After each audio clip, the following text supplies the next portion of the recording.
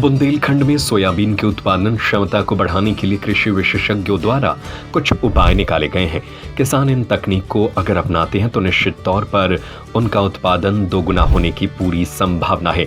यानी जो उत्पादन अभी 4 से 6 क्विंटल तक हो रहा है वह 10 से 12 क्विंटल तक हो सकता है। इसके लिए सोयाबीन की खेती करने वाले किसान उचित बीज दर, पौधों के बीच अंतर, बीज उपचार, बोवनी का समय, खाद का संतुलित उपयोग, अंतर्वर्ती खेती, सोयाबीन की नई किस्में, रोग रोधी बीज का उपयोग कर सकते हैं।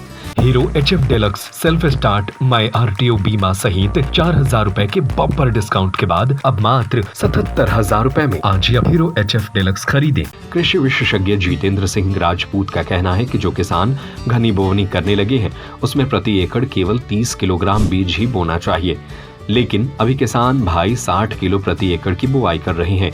इसमें भी बदलाव करें ताकि पौधों के बीच अंतर आएगा। पर्याप्त दूरी होने की वजह से पौधे तेजी से पनपेंगे, पौधे कमजोर नहीं होंगे और पैदावार क्षमता बढ़ेगी, फली उसमें ज्यादा आएगी। सबसे अहम बात, सोयाबीन की नई किस्म आ रही है, लेकिन किसान परंपरागत पुराने बीज को लेकर ही बैठे हैं।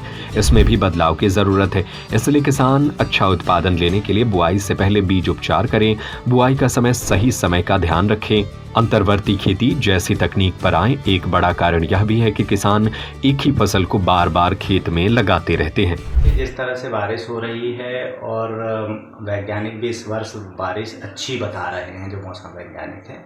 तो इसको ध्यान में रखते हुए जो जैसे अगर सागर जिले के परिवेश की बात करें तो यहाँ पर उड़द सोयाबीन का रकबा काफ़ी अच्छा है। तो 25 जो हमारी जून है और 10 जुलाई है, इस बीच में सोयाबीन की बोनी कर देना चाहिए। अगर हमारे यहाँ पर 100 mm वर्षा हो जाती है तो निश्चित तौर पे आप बोनी कर सकते हैं। और इस समय पे सबसे अच्छी जो टेक्निक है सोयाबीन में वो है rich furrow system. Rich furrow system से आप सोयाबीन हो या फिर कोई भी दलहन फसल हो, उड़द मूंग, वो भी आप बो सकते हैं। रिच फरो सिस्टम में क्या होता है कि एक बेड बनता है बीच में और नालियाँ बनती है बाजू बाजू से। तो यदि जब आपका अगर पानी ज़्यादा गिरता है तो वो क्या है, ज़्यादा पानी नालियों के माध्यम से बाहर निकल जाता है और आपकी फसल को कोई नुकसान नहीं होता है। जो बीज है वो समय पे अंकुरित हो जाते हैं।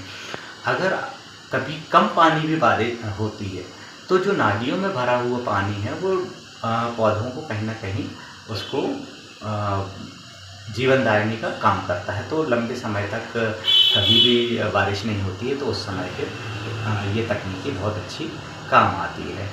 और इसके अलावा मैं किसान भाइयों से अनुरोध करना चाहूँगा कि जो भी सोयाबीन हो, चाहे उड़द हो, चाहे मूंग हो, जो 10 साल से कम की वैरायटीज़ हैं तो आप उन्हीं का उपयोग करें, क्योंकि बहुत ज़्यादा पुरानी वैरायटीज़ का उपयोग करने से ऐसा होता है कि उसमें जो लगातार जैसे येलो मोजेक है या लगातार जो कीड़े हैं, जो एक सा पैटर्न है वो लगते रहते हैं, तो फसलों को नुकसान अधिक होता है उससे। और जो नई किस्में हैं वो रोग प्रतिरोधी किस्में आ रही हैं, आप इसका उपयोग करें। और विशेष ध्यान रखने वाली बात यह है कि यदि आप घर का स्वयं का बीज कर रहे हैं तो एक बार अंकुरण परीक्षण कर लें। अंकुरण परीक्षण बहुत आसान प्रक्रिया है। अगर आप 100 दाने लेंगे रैंडमली, केवल मुट्ठी में भर करके, और 100 दाने गिरा देंगे और उसको कहीं बोरे फट्टे में लपेट करके या फिर पेपर पे लपेट करके रख देंगे, 2-3 दिन में वो अंकुरित हो जाएगा। 100 में से आप कितने दाने अंकुरित हो रहे हैं वो गिन लीजिए। यदि 100 में से 70 दाने अंकुरित हो रहे हैं तो निश्चित तौर पे सोयाबीन का आपका बीज बोने लायक है। अगर और कम हो रहे हैं, मान लीजिए 60 हो रहे हैं और आपके पास आप बाहर से बीज नहीं लेना चाहते हैं, तो आप बीज दर को बढ़ा दीजिए। जैसे 75 किलोग्राम प्रति हेक्टेयर आपको बीज दर की आवश्यकता होती है तो आप उसके उसी रेशियो में कि जितना आपका अंकुरण कम हुआ उसी रेशियो में आप बढ़ा दीजिए। यदि 60 से भी कम हो रहा है तो फिर ऐसा बीज आप ना बोइए। और जब भी बीज बोएं, बीज को कार्बेंडाजियम और थायराम से उपचार करके ही बोएं। एक FIR पद्धति होती है, जो तो ये FIR पुलिस से संबंधित नहीं है। Hero HF deluxe self start my RTO बीमा सहित 4,000 रुपए के बम्पर डिस्काउंट के बाद अब मात्र 77,000 रुपए में आज ही हीरो HF डिलक्स खरीदें।